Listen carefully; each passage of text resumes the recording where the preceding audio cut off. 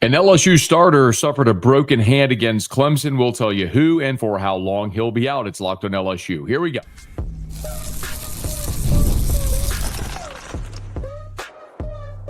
You are Locked on LSU, your daily podcast on the LSU Tigers. Part of the Locked on Podcast Network, your team every day. Okay, let's get it. It is Locked on LSU, your team every day. I'm your host, Matt Moscona. Thanks so much for making us your first listen. We are free, available wherever you get podcasts. Of course, on YouTube as well. So please subscribe. And as always, one of the fastest ways to help us grow is by leaving your comments below. Today's episode is brought to you by Monarch Money. Take control of your finances with Monarch Money. Use code LOCKEDONCollege at monarchmoney.com for 50% off your first year. LSU turning the page to Louisiana Tech, but we're not done recapping Clemson. That's because Tuesday, Brian Kelly met with reporters. Now, typically, his press conference is on Monday, but because of the Labor Day holiday, Brian Kelly met with reporters on Tuesday to update and recap the team's win over Clemson and look ahead to Louisiana Tech, which will start to turn the page on tomorrow's episode of Locked on LSU. So shout out to all the everydayers who are here with us every day. There was one bit of significant news from Brian Kelly's press conference. Now, I would assume many of you watching the game didn't notice that Destin Hill started at wide receiver. And if you didn't notice he started at wide receiver, you probably didn't notice that after second play of the game, he never returned. And they never made mention of it on the television broadcast. But Destin Hill played the first two snaps and then did not return. I was told after the game it was an upper body injury, but was not given any more clarity other than that. So on Tuesday, when we had a chance to meet with Brian Kelly, I did ask him about Destin Hill, and he gave some disappointing news. Yes, he has a fractured left hand. He had surgery yesterday. We put a plate in it and to stabilize it. He'll be out this week.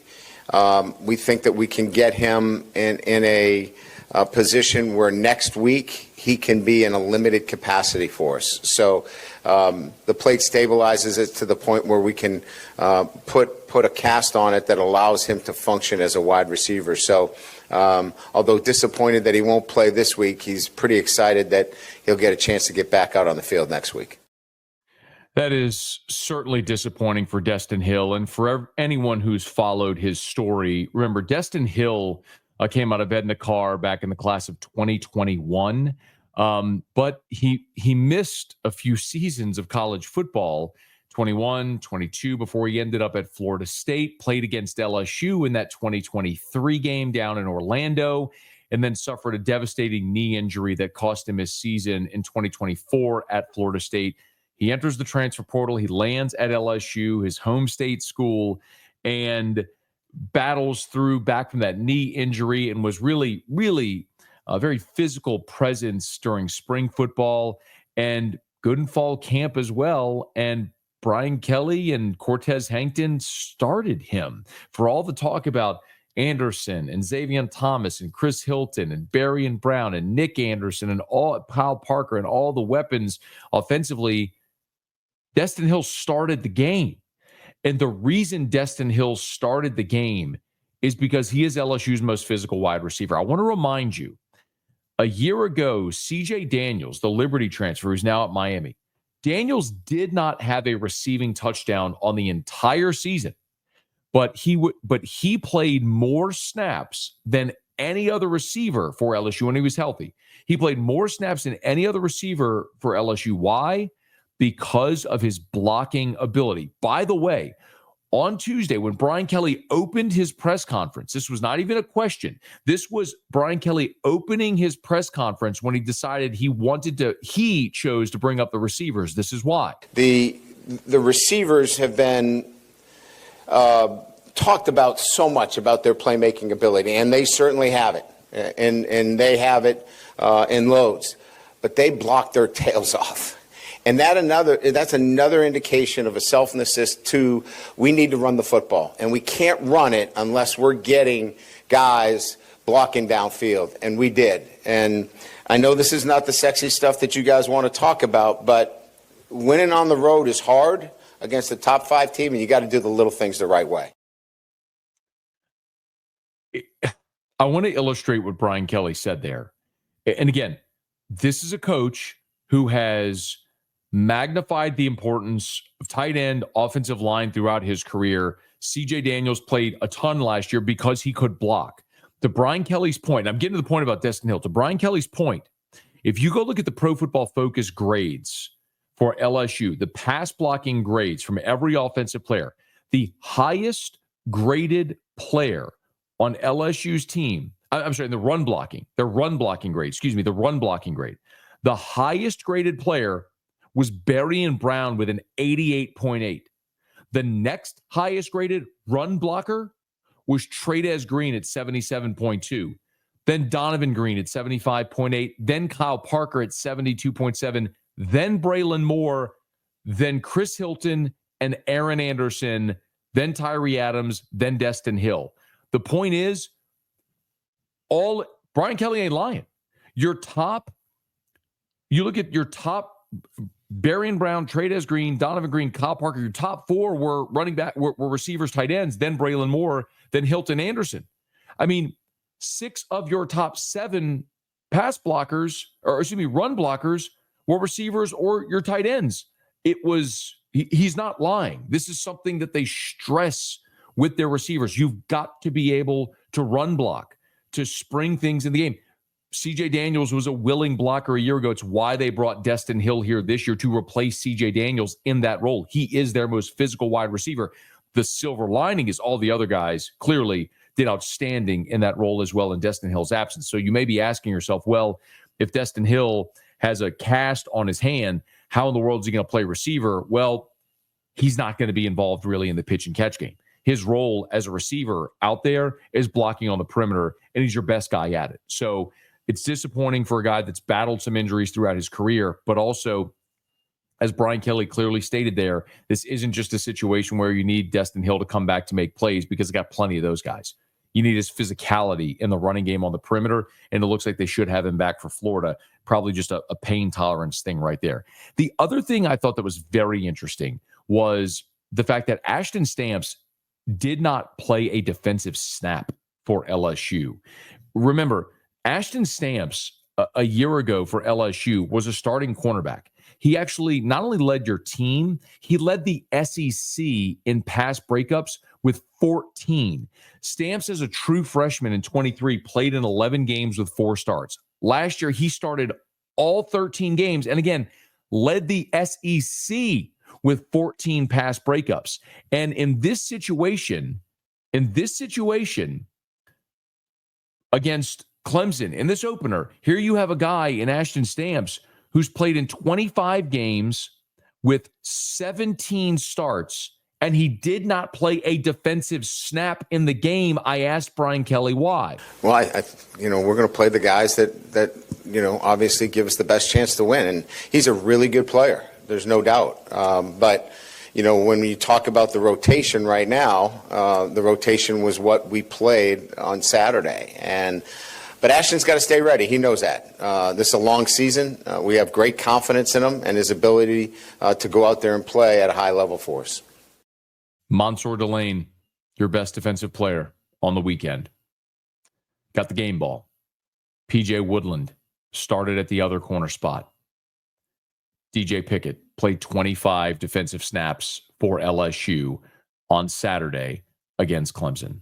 When you look at the defensive snaps and you look at the position groupings who played at cornerback in this ballgame for LSU, DJ Pickett played 25 snaps. PJ Woodland played 43 snaps.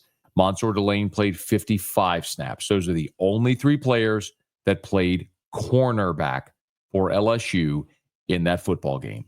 So, again, Stamps will have a role. He's going to play a good bit. But clearly, Brian Kelly told you, they're going to play the players who give them the best chance to win. What's the difference from a year ago, 2 years ago to now?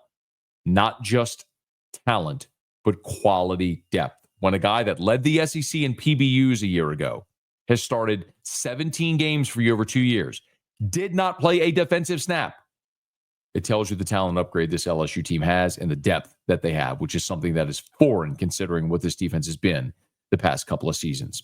We'll continue where Brian Kelly answers two of the biggest questions from Saturday. What in the world was he doing at the end of the first half? And was Barion Brown's touchdown really a touchdown? We'll talk about it next. Locked on LSU, your team every day.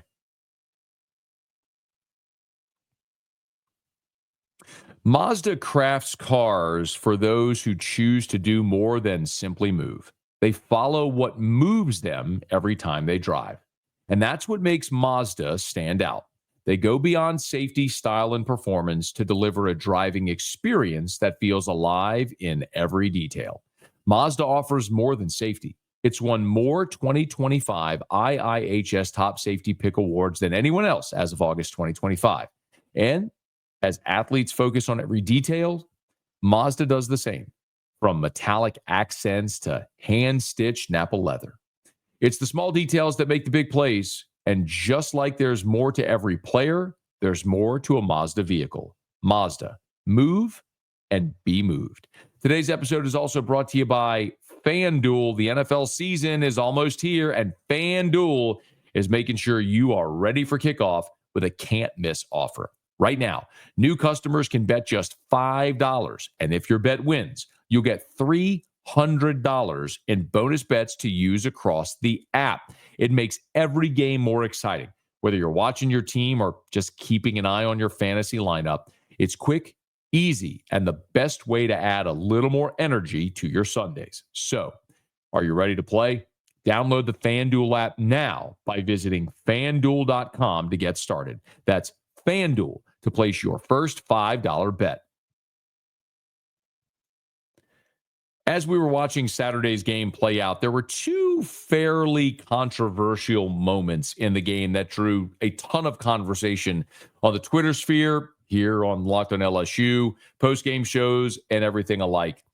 One happened at the end of the first half, and we all know the situation. LSU was trailing 10-3. The Tigers were driving. They call timeout with 15 seconds to play in the half. It's 4th and 2 from the 12-yard line. So the Tigers need to reach the 10 to get a first down, and they have 15 seconds, and now they're out of timeouts. LSU elects to go for it. We've talked about the decision ad nauseum here, but here was Brian Kelly explaining the decision and the mistake he made. Well, the analytics call for a go on the 4th and 2. However, the mistake that I made on that is that we didn't have enough time on the clock to get in 4 plays. So analytics is also looking at how many plays can you get in to make that 4th and 2 worthwhile. Even if we got it with only one timeout and the time left on the clock, it would not have given us the maximum opportunity on that go. So that was a mistake on my part. We should have kicked the field goal in that situation. Absolutely should have kicked the field goal. That's not even a shocker. I think I said it in the moment, post-game. Most people thought the same thing. That is a tendency Brian Kelly has and has had in his time at LSU to pass on points in those situations and to go for it, clearly leaning in the analytics. The thing that surprised me most about that answer, I'm not sure if you caught it, but he said there wasn't an opportunity to run 4 plays. So in the analytics world, he's looking for the opportunity to run 4 plays after they get it. Well, that situation, there's no shot. But I'll maintain in that situation, they had plenty of time to run a play. Now, remember, he was wrong as well. They didn't have a timeout. They burned their last timeout before the 4th down play. So they had 15 seconds, 4th and 2 from the 12-yard line. They ran the screen pass to Chris Hilton. Had Hilton converted, let's say converted, been down at the 10-yard line, you would have been talking about clock stop to move the chains. They would have called 2 plays on the sideline. They could have thrown a pass into the end zone. But again, the question is, does the risk outweigh the potential reward of taking the short field goal and the almost certain opportunity to kick the field goal and get 3 points? Clearly, Brian Kelly acknowledged a mistake there. I also asked him if having a defense, now watching that defense against Clemson, might give him more confidence to rely on his defense instead of the analytics and to go for it in those situations. Might he be a little more conservative, take the points, lean on his defense? And he said, actually, that played out Saturday. It did during the game, actually. That's why we punted from our own 40. going in. We punted into the 40 because our defense analytics would have had us going for it at that time. But I love the way our defense, I don't like the way we pinned the football. We'll have to get better there on our sky kicking. But that was exactly to your question. That's why we punted the football there from the 40-yard line. Well, you might remember the situation he's talking about is the one where P.J. Woodland was close to downing the ball around the 2 or 3 yard line. LSU had a 1st and 10 at the Clemson 45. Barion Brown caught a 7-yarder, which moved the ball to the 38-yard line. And then, I'm sorry, forgive me. Barion Brown, that's when Barion Brown caught the ball behind the line of scrimmage for the loss of 7. So they went from the Clemson 45 to the LSU 48.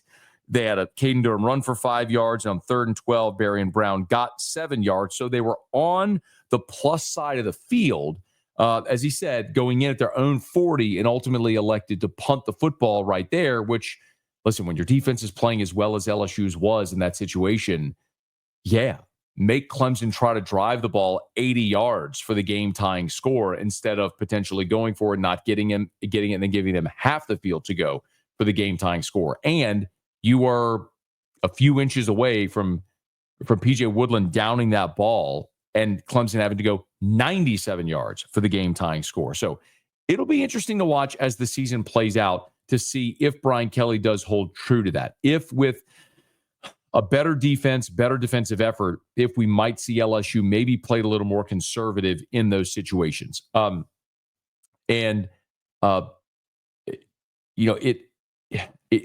it didn't hurt LSU on Saturday night. But those are a couple of decisions that you might see LSU sort of side differently, knowing they have the defense. Like in 2023, you knew you were going to have to go score every time you touch the ball. There was no such thing as let's punt and pin them deep because that defense was so atrocious. It didn't matter if they started at the 40, the 20, or the 3. You just didn't have any confidence in your defense to get a stop. So you had to be aggressive and score every time you could.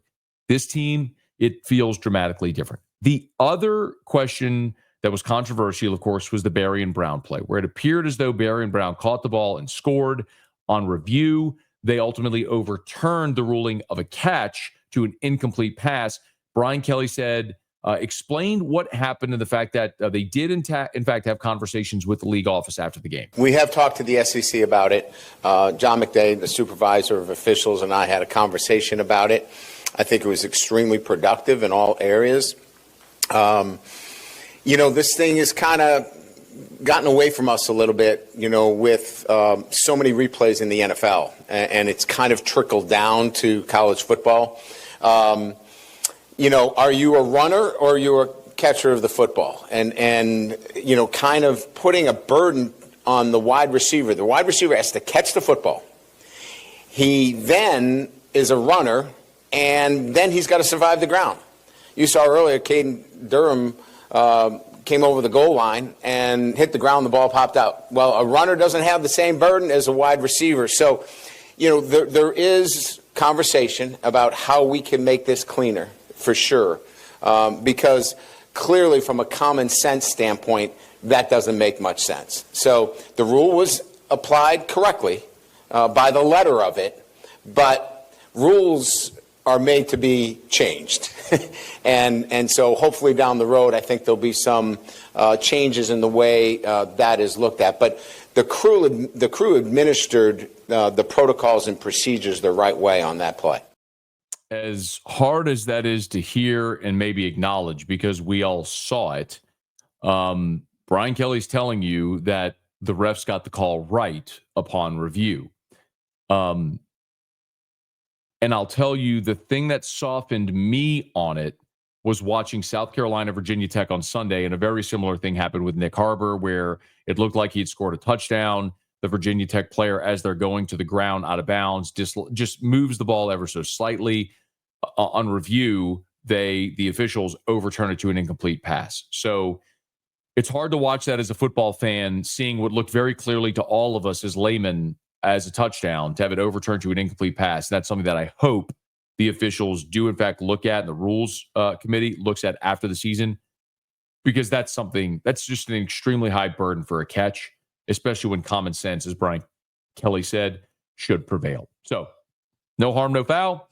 Tigers get the win. they turn the page to next week. But one more thing that I have to talk about, and we will revisit something that I ranted about 2 weeks ago on this show, as we will bring closure to it next on Locked On LSU, your team every day. Today's episode is brought to you by Monarch Money. Most people can't name all their financial accounts or even what they're worth, whether it's 401ks, properties, or investments. And when you don't have the full picture, you can end up leaving money on the table. That's why there's Monarch Money. It's an all-in-one personal finance tool that brings your entire financial life together in one clean, easy-to-use interface on your laptop or your phone. Monarch is built for people with busy lives. If you've put off organizing your finances, Monarch is for you. Monarch does the heavy lifting for you. You can link all your accounts in minutes. You can see clear data visuals and get smart categorization of your spending and finally feel in control of your money without ever touching a spreadsheet. Maybe you can identify that you aren't saving as much as you thought. Monarch helps you notice an inefficient investment allocation, discover forgotten 401ks from past jobs. Don't let financial opportunity slip through the cracks. Use the code LOCKEDONCollege at monarchmoney.com in your browser for half off your first year. That's 50% off your first year at monarchmoney.com with code LOCKEDONCollege. You might remember 2 weeks ago, as LSU and Clemson were preparing for this game, there was a report out of Clemson that one of their veteran offensive linemen, Walker Parks, was on crutches and missed practice. Now, I found this to be quite significant because Clemson was already replacing their starting left guard. And Walker Parks, who has started more than 50 games in his college career, he's a sixth-year player. He was a COVID freshman and then had an injury which allowed him to take a redshirt year. So he's in his sixth season here in 2025. Played more than 50 collegiate games. Preseason first team all ACC. And again, with Clemson playing a new left guard, if Walker Parks was not there, then that's two interior players that are new. That changes the dynamic of this dynamic Clemson offensive line that we spent so much of the offseason talking about. So it was significant, I thought, that Walker Parks was on crutches. So after practice 2 weeks ago, Dabo Swinney has media availability. And you might remember, if you're an everydayer, you remember this. Even if you're not an everydayer, you probably saw this. Dabo Swinney was asked by some sheepish reporter about Walker Parks. Questions? Walker Parks, is he? Oh, he'd be all right. He'd be all right. He'd be all right. He'd be good to go. He didn't go today. We held him today, but he'll be all right. Okay. Dabo, he'll be all right. Good to go. Be good to go. He'll be all right. By the way, that sheepish, I want to play it again for you. The sheepish reporter says, Walker Parks. And Dabo says, oh, he'll be all right. And the reporter parrots Dabo. Oh, he'll be all right. Like just repeating, oh, he'll be all right. Listen. Questions? Walker Parks, is he? Oh, he'll be all right. He'll be all right. He'll be all right. He'll be all right. The little, he'll be all right. That's the reporter, the sheepish reporter who can't even bother to ask a follow-up. By the way, that was a 16, I'm bringing this up again for a reason. That was a 16-minute media session. And in that 16-minute media session, Dabo Swinney was never asked a follow-up. Not one reporter in that media scrum asked Dabo Swinney, what is Walker Parks' injury? Is Walker Parks on crutches? When do you expect him back at practice? What is the nature of this injury and how severe is it? Who is running at right guard with Walker Parks not there if he's not there? There's ask questions. It's literally why you're credentialed. You have the opportunity as a credentialed member of the media to walk into this room and ask the coach questions to report to fans who are interested in this team. And everyone in that room, I said at the time, did that fan base, their reader, their viewer, their listener, a disservice by not asking a follow-up to that question about Walker Parks. And you know what I got when I said it?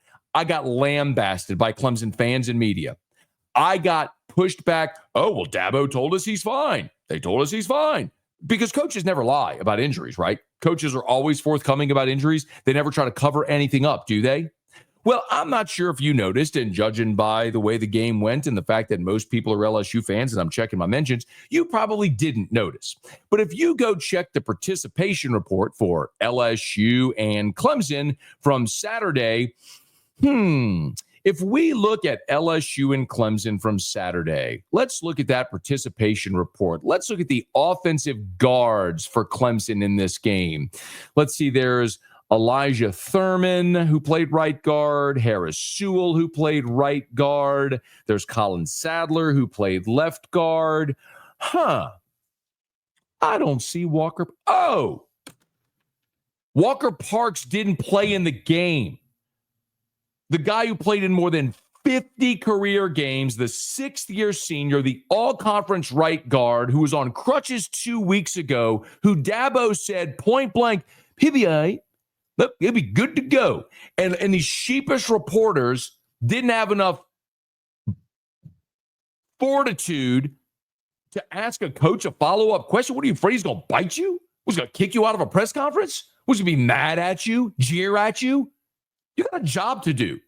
Instead of misplacing your anger at me for calling you out for being bad at your job, do your job. And as it turns out, there was merit to my question. Walker Parks ended up not playing in the game. You don't think that's significant when Clemson ran the ball for 31 yards? They ran for 12 yards in the second half, literally quit running the football because they couldn't. You don't think not having an all-ACC sixth-year lineman who's played in 50 games was significant? Yeah, it was significant. Do your job, Clemson media. Don't be mad at me. Don't be mad at me. Do your jobs better next time.